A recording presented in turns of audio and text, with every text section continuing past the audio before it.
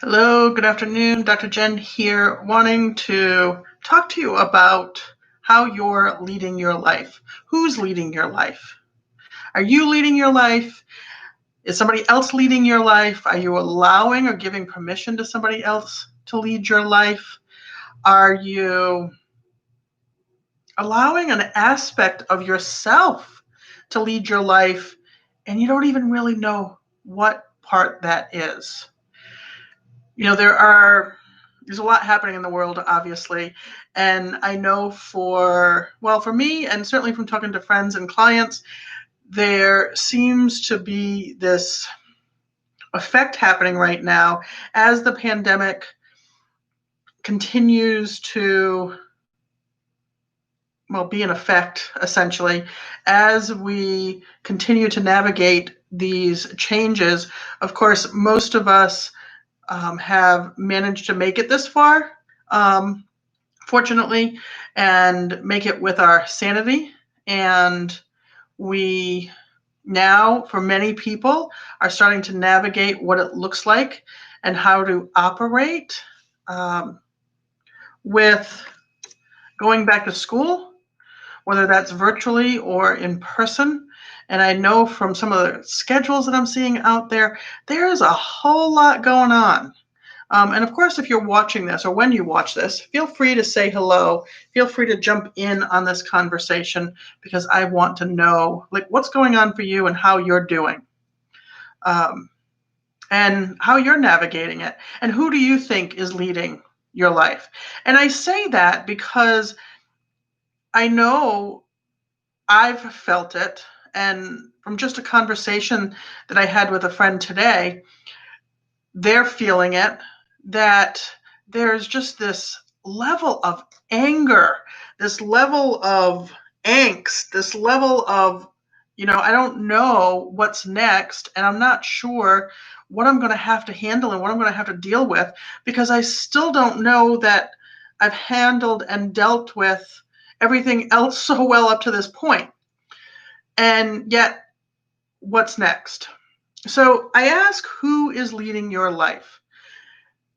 Because if your stress is through the roof, you're not leading your life.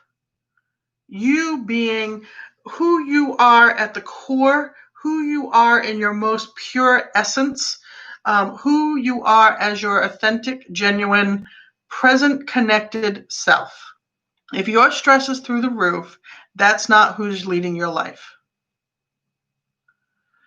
If you're thinking, or your response to that is, well, I've just got so much to do, I got to get it done, I can't worry about anything else, you're not leading your life.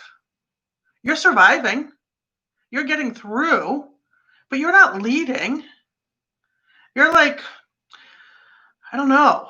I don't even know what I'd compare it to, but you're almost like a robot. If I stay focused, if I just push through, I'm going to get it done. Well, I don't know about you, but I don't want to live that way. It doesn't sound like living. It certainly doesn't sound like fun. So how do you know who's leading your life? Well, ask yourself these questions. Where's your stress level? If you're getting on a scale of 1 to 10, with 10 being high stress, if you're getting to 5, 6, and beyond, certainly if you're a 9, 10, or more, you're not leading your life. You're surviving. If you feel like you're jumping down people's throats, or you want to, you're constantly triggered, people are pissing you off, you're probably not leading your life. Your emotions are leading your life, and emotions that you're not even choosing. And it's most likely tied to a younger aspect of yourself. Your 6-year-old, your 7-year-old, who learned a coping mechanism, a mechanism to survive your childhood. And that survival mechanism has been activated. And when you're triggered, that's most likely who's leading your life. Well, I don't know about you. I might love my 6 or 7-year-old, but my 6 or 7-year-old isn't making the best decisions. Not if I'm triggered. Not if I'm jumping down people's throats or wanting to. Not if I feel like I'm trying to contain all of my emotions and again, push through, get it done. So how do you know who's leading?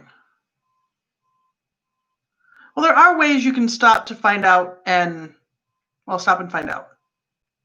One is to ask again, are you stressed and where's your stress level? Am I jumping down people's throats? Am I being triggered? Am I feeling this, anger, this frustration, this annoyance? Are people pissing me off? Am I avoiding or resisting? And sometimes with lots of strength, the things that I know that are good for me, the things that I know would be good for me to do, am I avoiding those? And if the answer is yes, then again, that essential, authentic you is most likely not leading your life. Now, some of the ways, obviously answer these questions. You can also journal and see what comes out, like stream of consciousness. Just start writing, who's leading my life? And pay attention to what shows up. Or, of course, you can reach out to me and ask me. I can help you determine who's leading your life. Now, obviously, from moment to moment, who's leading your life may change. For all the talking that I'm doing right now, there are times that my 6-year-old leads my life. There are times that my emotions that are coming up, most likely through my subconscious, are leading my life.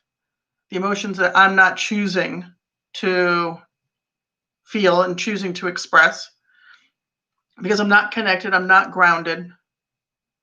I'm operating out of old beliefs, old patterns, old behaviors, things that no longer serve and support me. But I can tell you that I've made progress, and overall I'm happy with my progress. And more often, in more days, who's leading my life is authentic me, authentic Jen.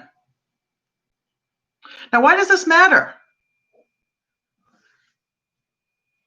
Well, when we lead from our authentic selves, we're going to experience more joy. We're going to experience more happiness. We're going to experience more abundance, more love, more understanding, more empathy, more connection to ourselves and to others, even in the midst of a pandemic.